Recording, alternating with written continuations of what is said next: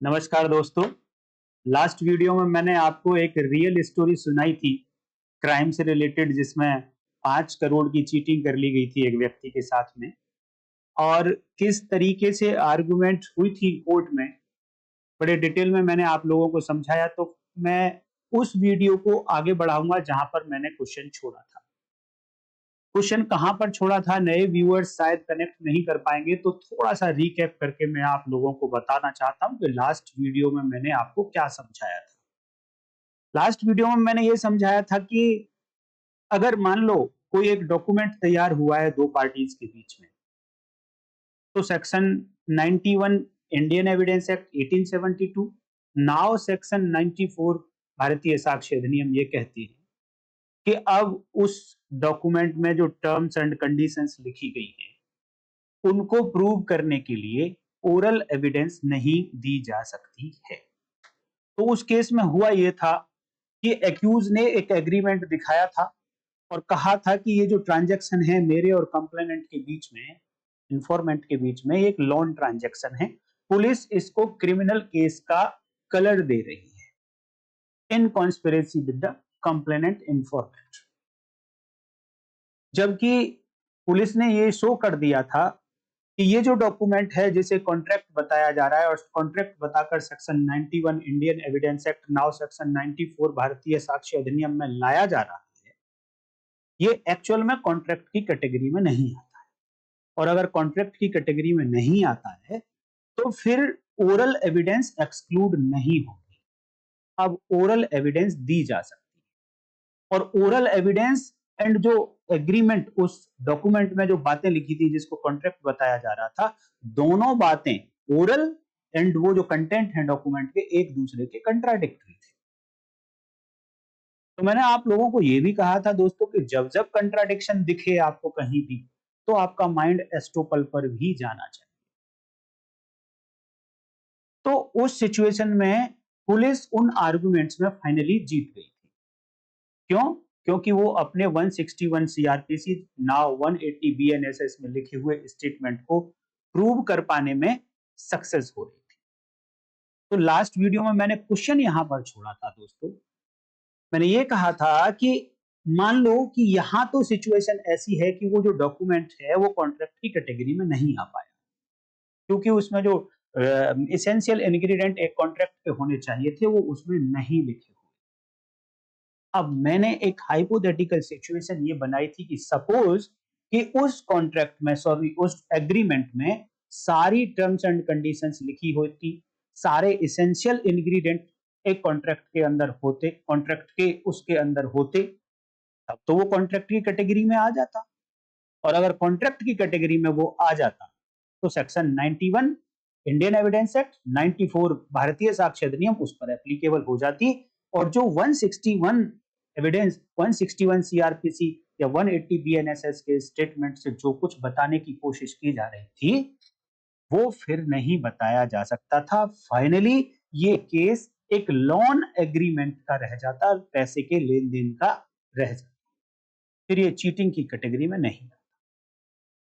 तो मेरा ये क्वेश्चन है आप लोगों से कि अगर ऐसा कोई एग्रीमेंट आपके सामने आ जाता है, जबकि एग्रीमेंट में तो ये लिखा था कि ये जो पैसा लिया है कंप्लेनेंट से एक्यूज ने, ये लोन अमाउंट है, और कंप्लेनेंट का ये कहना था कि इन्होंने मुझे मिसरिप्रेजेंट किया था, ये मुझे 100 करोड़ का लोन दिलाने वाले थे, इन्होंने मुझसे कहा था कि 5 करोड़ रुपए हमें पहले दे दो, ये कमीशन होगा हमारा, डॉक्यूमेंटेशन होगी, स्टैंप ड्यूटी होगी, वकील की फीस होगी, ये सारा पैसा इन्होंने 5 करोड़ रुपए मेरे से लिया था। ये वो अमाउंट है ना कि लोन अमाउंट, बल्कि इन्होंने मेरे से ये भी मिसरिप्रेजेंट करके एक एग्रीमेंट बनवाया था कि वो दिखाना चाहता है इनकम टैक्स में कि मैंने पैसा ये क्यों लिया। तो मुझे उसने कन्विंस किया था कि ये इनकम टैक्स के पर्पज से ये एग्रीमेंट बनवा रहा है, और जिसमें वो लिख रहा है कि ये पैसा उसने लोन के लिए लिया है। तो यहां पर जो डॉक्यूमेंट में लिखा गया और जो एक्यूज को, कंप्लेनेंट को बोला गया, दोनों में अंतर है।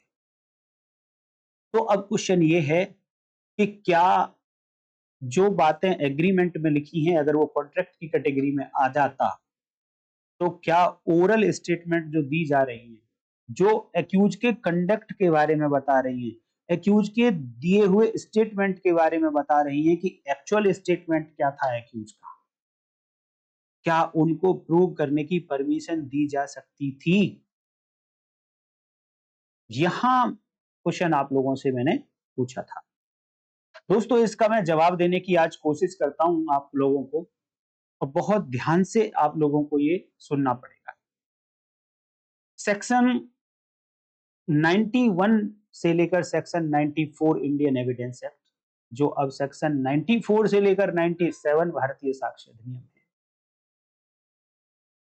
इनके ऊपर प्रिवेल करेगी section 115 Indian evidence act, now section 121 भारतीय साक्ष्य अधिनियम। मैं फिर से रिपीट करता हूं, ध्यान से सुन लो। जो सेक्शन ओरल एविडेंस को एक्सक्लूड कर देती है इंडियन एविडेंस एक्ट में, भारतीय साक्ष्य अधिनियम में, वो सेक्शन 91 से लेकर 94 तो पुराने एक्ट में है, नए एक्ट में सेक्शन 94 से लेकर 97। इन सेक्शंस पर सेक्शन 121 जहां पर एस्टोपल दिया गया है वो प्रिवेल करेगा। क्यों प्रिवेल करेगा? ध्यान देना। एक एक्यूज ने, इस पहले केस में स्वामी जी ने क्या किया था? कंप्लेनेंट को विश्वास दिलाया था अपने स्टेटमेंट से प्लस अपने कंडक्ट से कि ये जो ट्रांजैक्शन हो रही है, ये ट्रांजैक्शन किस बात की है?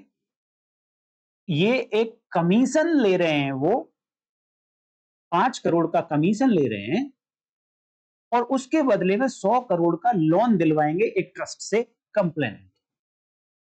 अगर ओरल बात देखें, स्टेटमेंट देखें, एक्यूज का कंडक्ट देखें, तो ये जो ट्रांजैक्शन हुई थी ये इस पर्पज के लिए।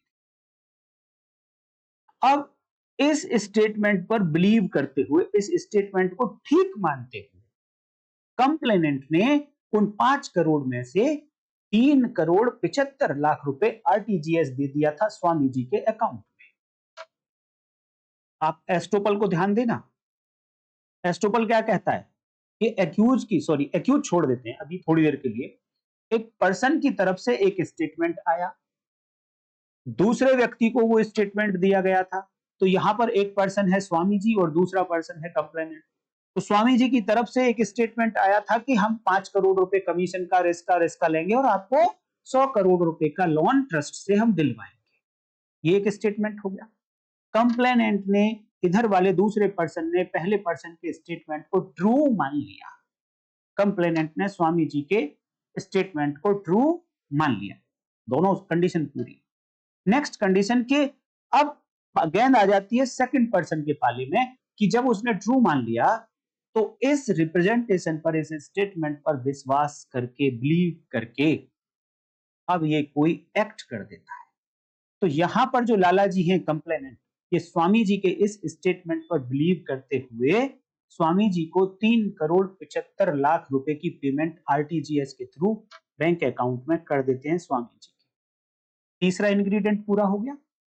चौथा इंग्रेडिएंट है कि इस एक्ट के कारण इधर वाले पर्सन को, जिसने ये एक्ट किया, इसकी पोजीशन चेंज हो गई या इसको कोई लॉस हो गया, डेट्रीमेंट हुआ, हार्म हुआ, डैमेज हुआ। तो यहां लाला जी ने 3 करोड़ 75 लाख रुपए स्वामी जी को दे दिए हैं, तो यहां उनको तो लॉस हो ही रहा है। तो फोर्थ कंडीशन भी एस्टोपल की एप्लीकेबल हो गई। अब एस्टोपल की सारी कंडीशन पूरी होने के बावजूद अब अगर स्वामी जी ये कहें, इधर वाले जो एक्यूज पर्सन है वो उस एग्रीमेंट पर लौटकर जाना चाहें, उस पर रिलाई करना चाहें कि नहीं ऐसा नहीं है जो अभी ये बता रहे हैं, ये तो एग्रीमेंट एक लोन है, क्या उस पर वापस जाकर सेक्शन 94 का बेनिफिट ले सकते हैं और ये कह सकते हैं क्योंकि ये तो एक कॉन्ट्रैक्ट बना हुआ है और कॉन्ट्रैक्ट में लोन अमाउंट था, ये कमीशन नहीं था, तो क्या ऐसा ये बैंक अपॉन वापस उस एग्रीमेंट पर कर सकते हैं, जाकर उस कॉन्ट्रैक्ट पर कर सकते हैं? नहीं कर सकते। अब आप अगर देखें दोनों सेक्शंस को अलग अलग पढ़ेंगे, अगर आप केवल और केवल 94 बीएसए को पढ़िए भारतीय साक्ष्य अधिनियम, तो जवाब ये आएगा कि क्योंकि ये एक एग्रीमेंट है, एग्रीमेंट की टर्म्स एंड कंडीशंस को प्रूव करने की बात आएगी। अगर डॉक्यूमेंट तैयार हुआ है तो इसके लिए इसकी टर्म्स एंड कंडीशंस को केवल इसी एग्रीमेंट से, इसी कॉन्ट्रैक्ट से प्रूव किया जा सकता है, इसके लिए ओरल एविडेंस नहीं आ सकता। अगर आपने केवल इतना पढ़ा अकेली सेक्शन को, तो यहाँ लाला जी का जो स्टेटमेंट है, कंप्लेनेंट का जो स्टेटमेंट है कि वो कमीशन के लिए दिया था इन्होंने पैसा, जिसके बदले उन्हें लोन मिलना था, जबकि कॉन्ट्रैक्ट में लिखा है कि इन्होंने लोन दे दिया है 3,75,00,000 रुपए एक्यूज। अब लाला जी ओरल एविडेंस से इसको प्रूव नहीं कर सकते हैं। ये माना जाएगा कि एग्रीमेंट अगर दोनों के बीच में बना है तो फिर ये ही ट्रांजैक्शन इन दोनों के बीच में हुई थी। लेकिन अगर आप इसी को अगर एस्टोपल मानकर चलें तो एक्यूज ने शो किया है, एक्यूज ने शो किया है। अभी मैं कंप्लीट बात नहीं बता रहा हूं, बीच में से छोड़ के मत चले जाना, फिर लास्ट में आप कहोगे जी आपने गलत बता दिया। मेरा बताने का तरीका ये है, थोड़ा सा आपको रुकना है वीडियो में। एक्यूज ने जो कुछ किया, जो अपना स्टेटमेंट लाला जी को दिया, कंप्लेनेंट को दिया, ओरल कंडक्ट किया, सारी बातें एस्टोपल की एक एक बात को कंप्लीट करती। अगर अकेले एस्टोपल को देखें तो यहां पर केवल और केवल लाला जी की बात मानी जाएगी। कंट्रेरी बात कर रहा है एक्यूज, एक तरफ उसने कंडक्ट से और स्टेटमेंट से ऐसा बोला कि कमीशन के लिए ले रहे हैं, दूसरी तरफ एग्रीमेंट में लिख रहा है कि कमीशन नहीं है, वो तो लोन लिया है उसने। तो अगर अकेले एस्टोपल को देखोगे तो एस्टोपल के आधार पर फिर ये कॉन्ट्रैक्ट प्रूव नहीं किया जा सकता, कॉन्ट्रैक्ट पर वापस नहीं जाने दिया जाएगा एक्यूज को, क्योंकि लाला जी की पोजीशन बदल गई है, उन्होंने पेमेंट कर दिया, आपको लॉस हो रहा है आपके वापस जाने वाले कॉन्ट्रैक्ट पर जाने की वजह से। तो एस्टोपल कहता है नहीं जाने दिया जाए। लेकिन एक प्रॉब्लम यहां पर क्या खड़ी हो रही है कि ये मामला क्रिमिनल है, क्रिमिनल केस, और कई सारी बुक्स में अगर आप पढ़ेंगे तो आपको ये पढ़ने को मिलेगा कि एस्टोपल क्रिमिनल केस में एप्लीकेबल नहीं होता है, एस्टोपल केवल और केवल सिविल मैटर्स में एप्लीकेबल होता है। तो क्या मैंने जो ये क्रिमिनल केस का एग्जांपल आपको यहां दिया, तो यहां पर ये बातें एप्लीकेबल होंगी कि लाला जी को वो 161 के जो स्टेटमेंट हैं, उनका जो ओरल एविडेंस से एक्यूज का कंडक्ट बता रहे हैं, एक्यूज के स्टेटमेंट प्रूव करने की कोशिश कर रहे हैं जो उस कॉन्ट्रैक्ट के कंट्रेरी है, क्या यहां पर एस्टोपल अलाउ किया जाएगा? देखिए, आज की वीडियो से आप इस एग्जाम्पल को तो ऐसे ही समझो, बट थोड़ी देर के लिए मान लो कि ये मैटर सिविल मैटर है, क्रिमिनल हटा दो थोड़ी देर। इसे हम नेक्स्ट वीडियो में मैं आपको बताऊंगा कि क्रिमिनल मैटर्स में ये एप्लीकेबल होता है या नहीं होता है, या कितना होता है, इसके लिए लॉ क्या कहता है, ये मैं नेक्स्ट वीडियो में बताऊंगा। बट सेम एग्जांपल को आप मान लीजिए कि सिविल मैटर, तो सिविल मैटर में एक तरफ तो अगर आपने अकेले 94 भारतीय साक्ष्य अधिनियम पढ़ी तो लाला जी का जो ओरल मैटर है ये एप्लीकेबल नहीं होता। दूसरी तरफ अगर आपने केवल और केवल 121 बीएस से पढ़ी तो फिर लाला जी का ये ही एप्लीकेबल होगा ओरल स्टेटमेंट। इधर ये डॉक्यूमेंट जो कॉन्ट्रैक्ट में लिखा हुआ है, ये बातें प्रूव नहीं की जाएंगी, दोनों एक दूसरे के कंट्राडिक्शन में चलेगी। फिर एक्चुअल में एप्लीकेबल क्या होगा? तो लॉ ये कहता है कि एस्टोपल का जो लॉ है, मैंने आपको नेचर पढ़ाया था इसका, तो ये दोनों टाइप का लॉ है, प्रोसीजरल लॉ भी है, सब्सटैंशियल लॉ भी है। लेकिन जब आप सेक्शन 94 को पढ़ेंगे, ये केवल और केवल प्रोसीजरल लॉ है, only and only is procedural law. तो इंटरप्रिटेशन ये आती है निकल कर केवल और केवल प्रोसीजरल लॉ पर substantial law plus procedural law हमेशा भारी पड़ेगा, प्रिवेल करेगा उसमें। तो ऐसी सिचुएशन कहीं भी सिविल में फंसेगी तो फिर एस्टोपल एप्लीकेबल होगा, एक्यूज सेक्शन 94 एप्लीकेबल नहीं। मैं उम्मीद करता हूं कि मैं कुछ समझाने की जो कोशिश कर रहा था आपको समझ आई होगी। अगर एक्चुअल में आपको समझ आई है ये बात, तो प्लीज आप कमेंट करके जरूर बताइए। मैं ये जानना चाहता हूं कि मैं जो समझाना चाहता था, कन्वे करना चाहता था, क्या मैं वो कन्वे कर पाया हूं? और अगर आप ये कहेंगे कि मैं कन्वे नहीं कर पाया, तो मैं फिर से कोशिश करूंगा कि आपको, क्योंकि ये प्रैक्टिस में इतना काम आने वाली है दोस्तों, कि आपको एक जगह लगेगा कि ये तो सेक्शन 94 एप्लीकेबल होती है, और वहीं पर लगेगा यहाँ पर 121 भी एप्लीकेबल होती है, दोनों एप्लीकेबल हो रही है। तो यहाँ जब लॉक लगेगा, तो इस लॉक को आप खोलेंगे कैसे? तो एक लाइन आप इस तरीके से रख सकते हैं कि एक लॉ है केवल और केवल प्रोसीजरल लॉ, और एक लॉ है, दोनों के करेक्टर हैं उसके अंदर, procedural as well as substantial law. तो ये जो लॉ है, procedural as well as substantial, it will always prevail over only procedure. प्रक्रियात्मक विधि पर हमेशा ही ऐसा लॉ प्रिवेल करेगा जो प्रक्रियात्मक होने के साथ साथ मूल विधि भी है। तो एस्टोपल दोनों टाइप का लॉ है। तो मैंने आपको ये भी बताया था कि हम नेचर ऑफ एस्टोपल पढ़ रहे हैं, क्यों पढ़ रहे हैं, पर्पज क्या है, ये आपको कहीं ना कहीं इंटरप्रिटेशन में हेल्प करेगा। अब मैं नेक्स्ट वीडियो में आपको बताऊंगा कि यही सिचुएशन अगर क्रिमिनल लॉ में बन जाए तो कैसे एप्लीकेबल हो, क्या एस्टोपल क्रिमिनल लॉ में एप्लीकेबल होता है या नहीं होता है, ऐसी सिचुएशन में किसको अलाउ किया जाएगा, उस कॉन्ट्रैक्ट को अलाउ किया जाएगा प्रूव करने के लिए, या इधर जो ओरल स्टेटमेंट है इनको किया जाएगा प्रूव करने, क्योंकि अगर कॉन्ट्रैक्ट को अलाउ कर दिया प्रूव करने के लिए तो ओरल स्टेटमेंट जीरो, और उनके तो पैसे गए फिर लाला जी के, वो तो लोन अमाउंट है, जाए रिकवरी में जाए। और अगर इनको अलाउ कर दिया ओरल स्टेटमेंट को, तो फिर सेक्शन 94 गई। तो किस तरीके से ऐसा सामंजस्य बैठाया जाए कि दोनों सेक्शन एप्लीकेबल हो जाए, और जब ऐसा सामंजस्य बैठाना होता है तो इंटरप्रिटेशन करनी होती है harmonious rule of interpretation. Harmonious rule को फॉलो करके दोनों के बीच का रास्ता निकाला जाता है। मैं कोशिश करूंगा अगली वीडियो में कि क्रिमिनल मैटर में ये किस तरीके से एप्लीकेबल होगी, नहीं होगी, लॉ क्या कहता है, इसके बारे में बात करने के लिए।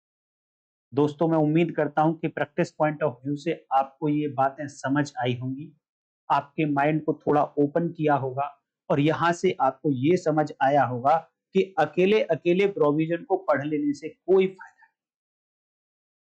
आपको दोनों प्रोविजन को लिंक करके पढ़ना पड़ेगा, और लिंक करने के लिए आपको प्रिंसिपल जरूर पता होना चाहिए। और प्रिंसिपल एस्टोपल का ये है कि contrary allegations, contrary facts, things made by a single person, अगर एक ही व्यक्ति दो कंट्रेरी बातों को अलेज करता है तो उसे अलाउ नहीं किया जाएगा। तो दोस्तों, आज की वीडियो में मैं इतना ही रखूंगा, कल फिर मिलते हैं, तब तक के लिए नमस्कार, जय